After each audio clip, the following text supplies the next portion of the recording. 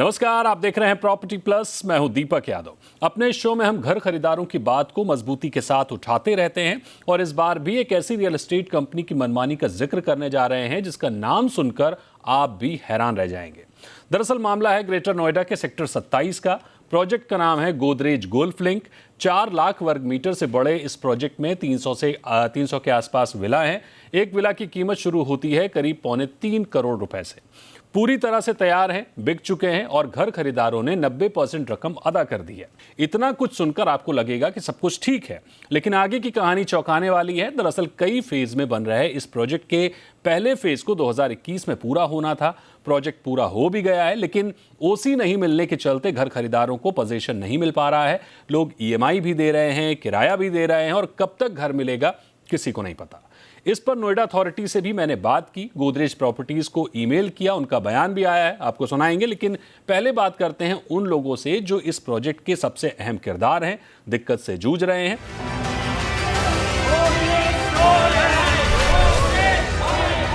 जिस brand name के ऊपर मैंने भरोसा जताया था, विश्वास किया था, वो ब्रांड नेम अब डिलीवर करना चाहिए। फ्रॉड किया हुआ है जिसके कारण अथॉरिटी अप्रूव नहीं करता। रेरा में 100 लोगों ने कंप्लेंट की है, 1 साल से ज्यादा हो गया है। वहाँ पे अभी तक किसी ने जो डिसीजन नहीं आया। I booked the Godrej Golf Links project, blindly trusting the Godrej brand and invested my life savings, even paid a lot of money in advance.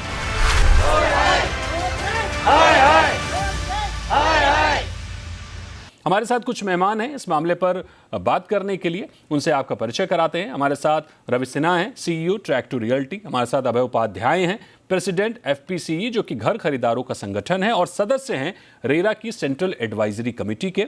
हमारे साथ ऋषि और सोनिया साहनी हैं और हमारे साथ विनोद मेहता जी हैं, जो कि ग्राहक हैं पार्क लेन गोदरेज गोल्फ लिंक के। तो सबसे पहले सोनिया जी आपके पास आएंगे और आपसे जानना चाहेंगे कि आपने कब घर बुक किया था, कब पोजीशन का वादा किया गया, कितना पैसा आप दे चुके हैं और अब आपको क्या कुछ कहा जा रहा है? सर, हमने 2018 में जब इसका प्री लॉन्च था उसी दौरान घर हमने बुक कराया था और हमें possession as per BBA builder buyer agreement के हिसाब से हमें मिलना था ये प्रोजेक्ट 2021 में। सो हम रेंट पर शिफ्ट हो गए यही सोच के कि, और ईएमआईज एंड ऑल वो सब आपको पता ही है कि घर खरीदना इज नॉट इजी। एंड हम और गोदरेज का हमने यही सोच के लिया था क्योंकि Godrej is a reputed builder, it's a renowned name. तो हम लोगों ने यही सोचा था कि ठीक है, अगर वो बोल रहे हैं 2021 में मिल जाएगा तो ठीक है, हम उस हिसाब से चले। बट 2021 में निकल गया सर, 2022 निकल गया, अब 2023 भी निकल गया। बट आई डोंट नो, कोई स्टेटस हमें पता नहीं है कि हमें घर कब मिलेगा कब नहीं। जो इनकी थे जो भी इनके पेमेंट के जो स्लैब्स थे वो हमने बिल्कुल टाइमली अपनी पेमेंट्स जैसे जैसे इनका था वैसे वैसे हमने पेमेंट्स कर दी, सारी सब कुछ कर दिया। अभी आज तक हम 90% पेमेंट ऑलरेडी कर चुके हैं बिल्डर को एंड 10% सिर्फ हमारा पेंडिंग है, विच इज जो हमने देना ही पोजेशन पे है। And एक बात मैं इसमें और ऐड करना चाहूंगा, कोविड के दौरान हमने थोड़ी सी पेमेंट हमारी 1-2 किस्तें हमारी लेट हो गई थी, तो गोदरेज ने हमें 2.5 लाख रुपए उस पर इंटरेस्ट चार्ज किया था। ओके। और as per builder buyer agreement अब जो डिले हो रहा है उस पे उनका इंटरेस्ट बनता है, जो कि कंपनी सिरे से खारिज कर रही है कि वो नहीं देंगी। विनोद जी, आपका क्या मामला है? आपको क्या वादे किए गए थे? आपने अब तक क्या भुगतान किया है, वो एक बार विस्तार से बताइए। नहीं, मेरा मामला मैंने भी जो है इनका कंस्ट्रक्शन स्टेज में, जब इनकी कंस्ट्रक्शन स्टार्ट हो गई थी, मैंने सब्सिक्वेंट स्टेज पे खरीदा था। मैंने परचेज किया था दिसंबर 2019 में। वही कमिटेड डेट तो इनकी जो रेरा के हिसाब से और जो मेरे को भी उन्होंने कमिट की थी, डेट ऑफ डिलीवरी वाज थी दिसंबर 21। ऑल दी पेमेंट मेरी तरफ से भी, सब पेमेंट बिल्कुल टाइम पे, एक दिन का भी डिले नहीं है। इनफैक्ट मेरे एक स्टेज पे तो मैंने इनके यहाँ एडवांस पेमेंट कर रखी थी और ये सिर्फ इसी उम्मीद में की थी कि गोदरेज और रिप्यूटेड बिल्डर, शायद इनके साथ किसी तरह की कोई दिक्कत नहीं हो। इनसे बार बार उनको मिल भी रहा है, इनके तरफ से कोई क्लियर आंसर नहीं मिल रहा कि भाई क्या प्रॉब्लम है, कब पोजीशन मिलेगा, इनकी तरफ से कुछ नहीं मिल रहा। इसीलिए सरकार ने भी कई जगह लिखा है पर वहां से भी कहीं से कोई रिस्पॉन्स नहीं आ रहा। रेरा में कंप्लेंट कर ली, रेरा में करीब जो है 1.5 साल हो गया, रेरा में वो हेयरिंग तक नहीं आके दे रही। तो इससे वो सब तरफ से करने के बाद जो है ना, बिल्कुल कुछ समझ नहीं आ रहा कि कुछ होगा नहीं होगा, क्या होगा, कुछ समझ नहीं आ रहा। ठीक है, ये स्थिति है होम बायर्स की जिन्हें 2021 में गोल्फ लिंक का पोजीशन मिलना था, लेकिन अभी तक स्थिति साफ नहीं है। हालांकि हमारे पास गोदरेज प्रॉपर्टीज का बयान आया है और नोएडा अथॉरिटी के सीईओ का भी बयान है, आगे आपको बताएंगे। लेकिन रवि जी, पहले आपसे समझना चाहेंगे कि मैं आपकी ब्रांडेक्स रिपोर्ट देख रहा था, आपने गोदरेज को ब्रांड लीडर का खिताब दिया है। ब्रांड लीडर के साथ इस तरह की समस्याएं हैं तो बाकी का फिर क्या हाल होगा?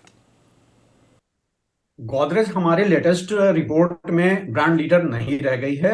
वो ब्रांड लीडर थे कोविड के पीरियड में।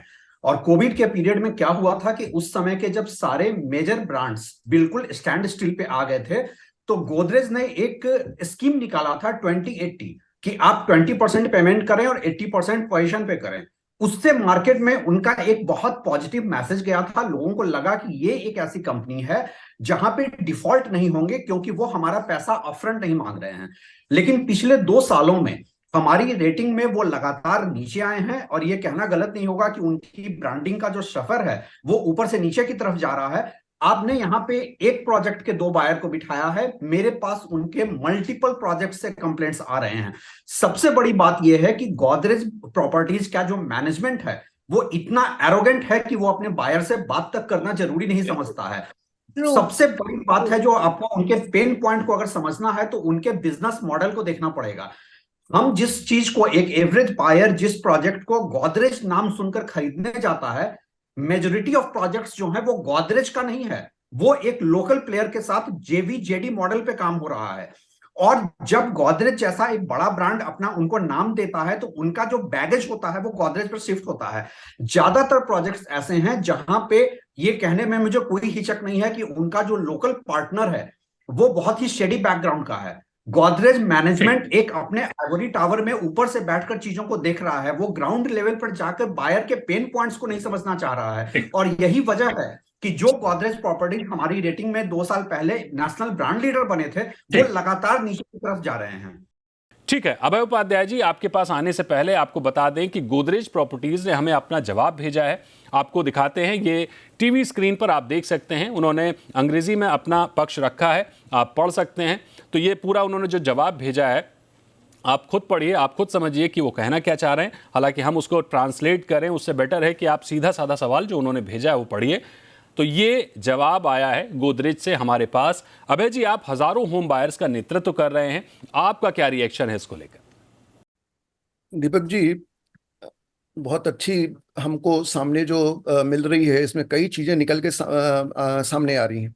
पहली बात तो ये कि हम लोग जब भी डिबेट किए या जब भी हम लोग कोई कॉन्फ्रेंस में मिले तो सबने ये समझाया कि आप जो है फ्लाई बाय नाइट ऑपरेटर के साथ डील ना करें, उनसे घर न लें, कोई रिनाउंड बिल्डर लें। तो क्या ये जिस बिल्डर से लिए हैं क्या वो रिनाउंड नहीं है? पहला सवाल। दूसरा चीज देखिए, 3 बातें जो यहाँ पे निकल के आई हैं, मैं उस पे आप लोगों का ध्यान लेना चाहता हूँ। पहला बात, सोनिया जी ने कहा कि हमने प्री लॉन्च में लिया था। 2018 में RERA act already in force था। तो ये लॉन्च और प्री लॉन्च क्या होता है? क्यों ये डिफरेंस अभी भी चल रहा है? प्री लॉन्च जमाना था जब रेरा नहीं आया था। रेरा के टाइम में तो प्री लॉन्च का कोई कॉन्सेप्ट होना नहीं चाहिए था। मैं अज्यूम करता हूं कि लॉन्च और प्री लॉन्च में कुछ तो डिफरेंस होगा।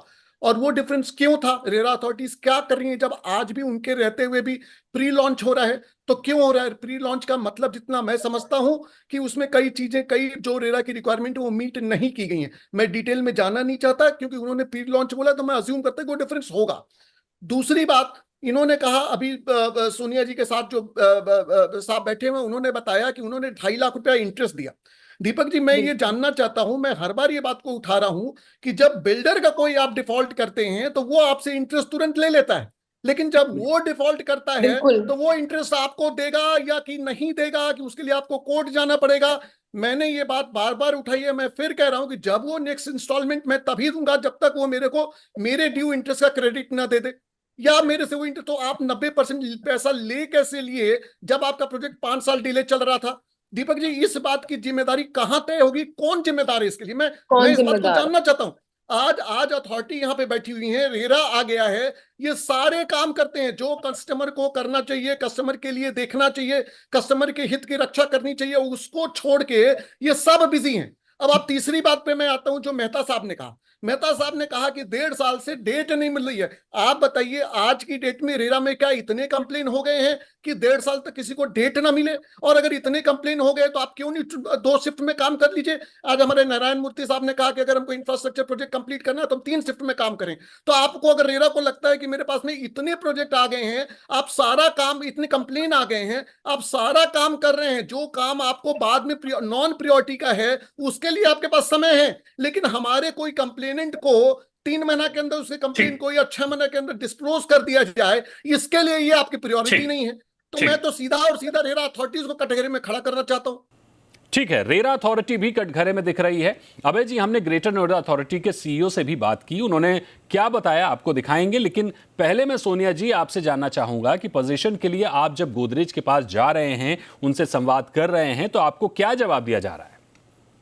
सर, हमें कोई पुख्ता जवाब नहीं मिल रहा है। आप अगर विजिट करेंगे जाकर साइट, अगर आप जाकर देखेंगे तो it's almost ready to move in. जो क्रेस्ट है, स्पेशली जो विलाज हैं उनके independent, they are almost ready to move in, but उनकी तरफ से कोई पुख्ता जवाब नहीं है कि हमें कब मिलेगा, कब, मतलब as mister Ravi Sinha said कि they are really very very arrogant। उनको कोई when it comes to payment, तो उन्हें पता है कि हमें पेमेंट टाइमली लेना है। जब हमारा पेमेंट डिले हुआ था वो भी कोविड के टाइम पर, उनमें कोई ह्यूमैनिटी नहीं थी ये सोचने की कि यार इस टाइम पर सबके ऊपर एक डिफिकल्ट टाइम आया हुआ है और इस टाइम कैसे कैसे लोग अपने सब कुछ मैनेज कर रहे हैं। बट हमें याद है, हम वो कभी भूलेंगे नहीं इंसिडेंट, जब वो हमारा 1-2 महीने का डिले था। बहुत ऐसा नहीं था कि बहुत ज्यादा डिले था, और उन्होंने हमें वो 1-2 महीने की भी ग्रेस नहीं दी थी, एंड बहुत रुथलेसली हमें ये आंसर मिला था कि हम आपको डिफॉल्ट में डाल देंगे और ये हम आपका जो फ्लैट है वो हम वो कर देंगे। विनोद जी, आपसे क्या कहा जा रहा है पोजीशन को लेकर? देखिए, मैं इनसे कई बार मिल लिया, इनको लिख के भी दे दिया। एक तो इनकी जो है स्टीरियोटाइप रिप्लाई आती है, जैसे आपके पास आई है, इससे वो बड़ा स्टैंडर्ड, जैसे इट्स रिप्लाई विदाउट आंसर। कोई इनकी तरफ से कभी कोई कमिटमेंट नहीं रहा कि we are sincerely working and it will be done in due course of time. एक तो ये अच्छा, दूसरा क्या है कि अगर इनसे वो उसकी डिमांड करो कि जी आप मेरे को रेरा के हिसाब से मंथली आपने पेमेंट, वो जो compensation is to be paid monthly. मैंने इनको कहा कि जब तक नहीं आप एज ए इंटरिम मेजर मेरे को आप वो जो कंपनसेशन मंथली पे करो, तो कंपनसेशन में इनका वो उसको भी डिनाई करते हैं। वो कहते हैं जी वो हमारा कोई फॉल्ट ही नहीं है, वो ये हमने तो अपनी तरफ से कंस्ट्रक्शन कर दी। और बिल्कुल किसी तरह का एरोगेंस इनके या इतनी है ना, ये सुनते नहीं है, किसी की नहीं सुनते। इनफैक्ट मैं आपको बताऊं, इनका जो दूसरा, इसी मैंने जब गोदरेज के चक्कर में, गोदरेज वुड सेक्टर 43 में भी मैंने इनके यहाँ अप्लाई किया। उस समय इनके जो शेड्यूल कंप्लीशन थी 5 साल की थी, इन्होंने 2 साल में मेरे वो आफत करके 2 साल में 90% पेमेंट ले ली। इनके पास ओसी भी आ गया मार्च में, और अभी तक ये पोजीशन नहीं दे रहे और उसका कोई जवाब नहीं दे रहे। तो एरोगेंस का तो इनके कोई लिमिट ही नहीं है। वो they don't care for the, वो once they receive the money, they don't care for anybody. तो बिल्कुल इस चर्चा में बड़ी इंटरेस्टिंग चर्चा है, और आप सोच सकते हैं कि इतने बड़े ब्रांड्स अगर इस तरह की मुश्किलें खड़ी करते हैं तो छोटे मोटे ब्रांड्स का क्या हाल होगा। इस चर्चा को आगे बढ़ाएंगे, लेकिन एक छोटे से ब्रेक के बाद।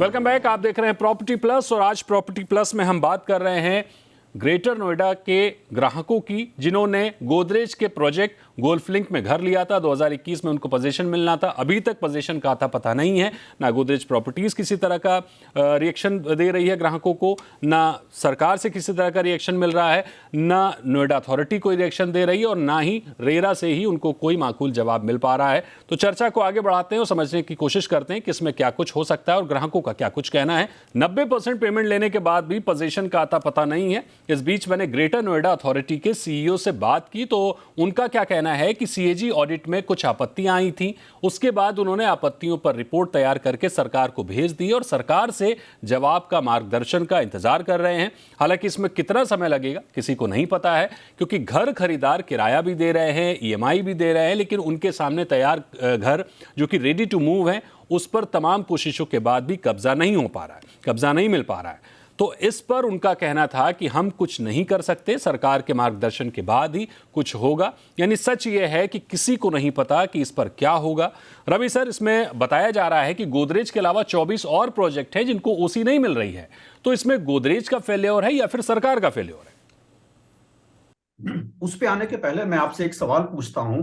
अगर मैं एक क्रिमिनल केस में कॉन्विक्ट हुआ हूं, क्या मेरे पास ये राइट है, कॉन्स्टिट्यूशनल राइट है ये कहने का कि 50 लोगों के ऊपर क्रिमिनल केस है इसलिए मुझे छोड़ दिया जाए? दूसरी बात, आप गोदरेज की गलतियां देखिए। सबसे पहली बात यह है कि उन्होंने, जैसा कि बायर्स कह रहे हैं, मैं बिल्कुल बायर के वर्जन पे जा रहा हूं, कि उन्होंने कोविड पीरियड में फोर्स किया है बायर को पेमेंट करने के लिए। एक तरफ सरकार ने आपको कोविड पीरियड को फोर्स मेजोर माना है, तो जो पीरियड फोर्स मेजोर है बिल्डर के लिए, वो बायर के लिए फोर्स मेजोर क्यों नहीं होता है? ऐसा कौन सा लॉ है जो कहता है फोर्स मेजोर एक पार्टी के लिए है, दूसरे के लिए नहीं है?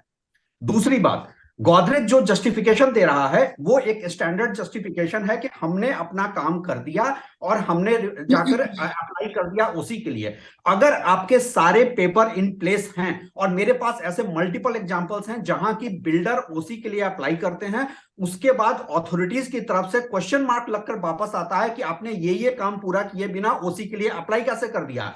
ये ऐसा ही है कि मैं एक 4 साल के बच्चे को जाकर कॉलेज में एडमिशन के लिए डालूं, वहां रिजेक्ट होगा, मैं कहूंगा मैंने तो अप्लाई कर दिया, इसको देखिए कॉलेज में एडमिशन नहीं दे रहे हैं। गलतियां आपके लेवल पे है, एक लीगैलिटी के साथ खेल रहे हैं, क्योंकि आपको पता है इस देश का कानून जो है बहुत लचीला है। अबे सर, इसी सवाल को आपसे समझना चाहेंगे कि इसमें कमी गोदरेज की है या सरकार की है? दूसरी बात, जो होम बायर्स हैं जिन्हें 2 साल पहले घर मिल जाना चाहिए था, आज तक कुछ पता नहीं है कब मिलेगा घर, कहीं कोई उम्मीद भी नहीं दिख रही है। अब वो करें तो क्या करें? दीपक जी, पहले तो एक बात मैं कहना चाहता हूं जो अभी हमारे डिस्कशन चर्चा में आई थी कि जो जहां से इन्होंने प्रॉपर्टी खरीदी है वो काफी एरोगेंट है। मैं एक बात खुले तौर पे आपसे कहता हूं कि मैं आज तक एक बिल्डर, चाहे वो बड़ा हो, चाहे वो छोटा हो, चाहे वो गली का हो, चाहे वो मेट्रो में हो, चाहे वो जहां का भी हो, सारे के सारे बिल्डर वैसे के वैसे जैसे वो प्री रेरा के टाइम में एरोगेंट थे वो आज भी हैं, और मेरे को लगे आगे भी रहेंगे। इस दिशा में कोई काम नहीं हो रहा है। कोई बिल्डर अपने बायर से बात करना नहीं चाहता, वो समझता है कि वो राजा है, बाकी लोग रंक हैं। तो ये जो उनका भेद, जिस तरह के व्यवहार है, इसमें कोई कमी नहीं आई है, वो वैसे के वैसे चल रहा है। मैं क्लियर कर देना हूं, ये केवल इनके बिल्डर की बात नहीं है, सारे बिल्डर सारे ऐसे कैसे। दूसरी बात मैं आपको कहना चाहता हूं दीपक जी, एक बात बताएं, जब भी हम लोग की मीटिंग होती है सब जगह ये कह दिया जाता है कि बायर तो कुछ देखता नहीं है, उसको कानून का ज्ञान होना चाहिए, उसको चीजों को स्टडी करके, रेरा का डॉक्यूमेंट रजिस्ट्रेशन देख करके, ये सारी चीजें देख के खरीदनी चाहिए। अब मैं आपसे ये सवाल करता हूं कि अगर होम बायर तो नहीं देखा, तो आप बोलते हैं कि जैसा कि रवि जी ने बताया और आपने भी कहा कि इस प्रोजेक्ट में कोई और था, बाद में कोई और आ गया, जिस तो ये सारे लोग, इनके बड़े बड़े जो लॉयर हैं इनके, तो क्या इन लोगों ने नहीं देखा था कि ये प्रोजेक्ट में क्या प्रॉब्लम आने वाली है, कि घर बन के खड़ा हो जाएगा, फिर भी ये लोग नहीं दे पाएंगे? तो क्या इनके पास में कोई लॉयर की कमी थी क्या? इनको नहीं पता था कि किस तरह के देश में कानून है और क्यों किसी को घर बनने के बाद भी नहीं मिलेगा? तो जिम्मेदारी कहां पे फिक्स की जाए? क्या बायर की जिम्मेदारी है कि हम ही सारे कानून को पढ़ लें, हम ही उनके अंदर की बात जान जाए कि कहां पे किसमें दोष है? आप मेरे से आज पूछ रहे हैं कि जिम्मेदारी कहां फिक्स कर जाए? आप बताइए, मैं कैसे कॉम्पिटेंट हूं कि मैं बताऊं? मैंने पैसे दिया, मेरे को घर चाहिए, मैं इससे सिवा कुछ नहीं समझता। मेरे को क्या जरूरत है आज मैं और कोई चीज समझता? मैं आज गाड़ी खरीदने जाता हूँ, बिस्किट खरीदने जाता हूँ, चाय पीता हूँ, खाना खाता हूँ, मैं क्या करता हूँ? मैं पैसा देता हूँ। मैं थोड़ी ना उसके जाके फैक्ट्री में देखता हूँ कि गाड़ी बना रहा है कि नहीं बना रहा है, बनाने में उसने लाइसेंस लिया है कि नहीं लिया है। ये मेरी जिम्मेदारी क्यों होगी? और अगर ऐसा कोई बिल्डर है जो इस तरह का काम कर रहा है, तो अथॉरिटीज क्या करें? वो किस वहां पे बैठे हुए हैं? बिल्कुल, अथॉरिटी ही नहीं, रेरा की भी जिम्मेदारी बनती है, क्योंकि हम देख रहे हैं कि गोल्फ लिंक के हर फेज में 100 से अधिक शिकायतें हैं, लेकिन फाइनली कब्जे का आता पता नहीं है। ना सरकार के पास जवाब है, ना गोदरेज प्रॉपर्टीज के पास जवाब है। आखिर घर खरीदार करें तो क्या करें? देखिए, एक तो ये है कि अगर आप कीचड़ में फंस जाएंगे तो आपको निकलने का प्रयास करना पड़ेगा। वो ये लोग कर रहे हैं, वो मेरे को दिख रहा है। लेकिन मैं ये कहना चाहूंगा, जो मेरा एक्सपीरियंस रहा है, मैं अपने एक्सपीरियंस पर ये कहना चाहूंगा कि आप लोग अकेला प्रयास करेंगे तो शायद सफल ना हो।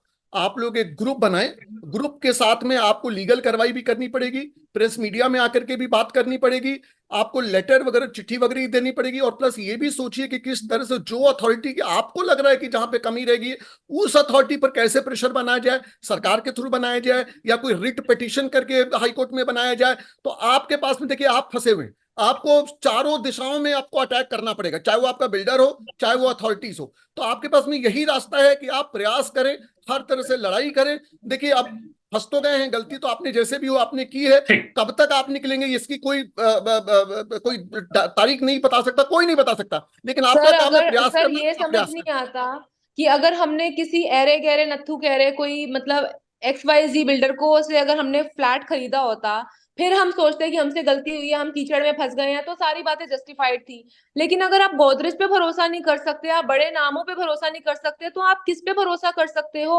और जहां तक रही फाइट करने की, हम एक आम इंसान जो कोविड के टाइम पर इतनी चीजों से ऑलरेडी लड़ रहा था, या जो अपनी नॉर्मल जिंदगी में इतनी चीजें ऑलरेडी लड़ता है, हर चीज को मैनेज करके चलता है, वो कहाँ कहाँ क्या क्या करे यार। बिल्कुल वाजिब चिंता है आपकी, और हर उस शख्स की ये चिंता होगी ही जिसने अपने जीवन भर की पूंजी एक घर खरीदने में लगा दी हो, और अब उसे पाने के लिए उसे बिल्डर सरकार के आगे अपनी चप्पलें घिसनी पड़ रही हों। गोदरेज प्रॉपर्टीज ही नहीं, इलाके की बाकी प्रोजेक्ट जिन्हें ओसी नहीं मिल रही है, ग्राहकों को पोजीशन नहीं मिल रहे हैं, वो कहां जाएं, क्या करें? अब सवाल उठता है कि इसके लिए जिम्मेदार कौन है? बिल्डर जो एक तरफा संवाद कर रहे हैं, ग्राहकों से मुंह चुरा रहे हैं, या फिर नोएडा अथॉरिटी जिन्होंने सरकार को रिपोर्ट सौंपकर अपना पल्ला झाड़ लिया है, या फिर रेरा जिसकी जिम्मेदारी है ऐसे मामलों को मजबूती के साथ निपटाना, या फिर सरकार? तो अब जिम्मेदार कौन है तो देखने वाली बात है। हाँ विनोद जी, आप कुछ कह रहे हैं।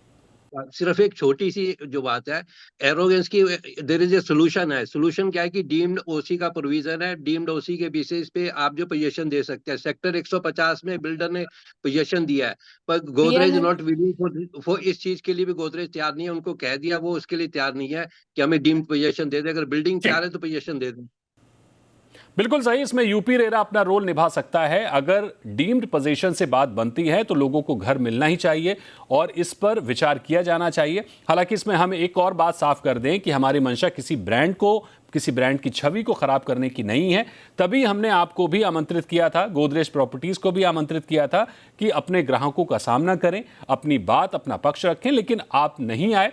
बात अकेले गोदरेज प्रॉपर्टीज की नहीं है, और भी तमाम घर खरीदार हैं जो प्रोजेक्ट हैं जो इसी समस्या से जूझ रहे हैं। फाइनली हमारी अपील है उत्तर प्रदेश सरकार से, मुख्यमंत्री योगी आदित्यनाथ जी से, ग्रेटर नोएडा अथॉरिटी से, उत्तर प्रदेश रेरा से, कि अगर ग्राहकों का पेमेंट लेट होता है, उनसे पेनल्टी वसूली जाती है, तो फिर प्रोजेक्ट लेट होने पर ग्राहकों को पेनल्टी क्यों नहीं मिल रही है? और फाइनली गोदरेज गोल्फ लिंक के घर खरीदारों, इलाके के ऐसे दूसरे खरीदारों को भी अटके हैं, जो फंसे हुए हैं, उन्हें पोजीशन कब तक मिलेगा?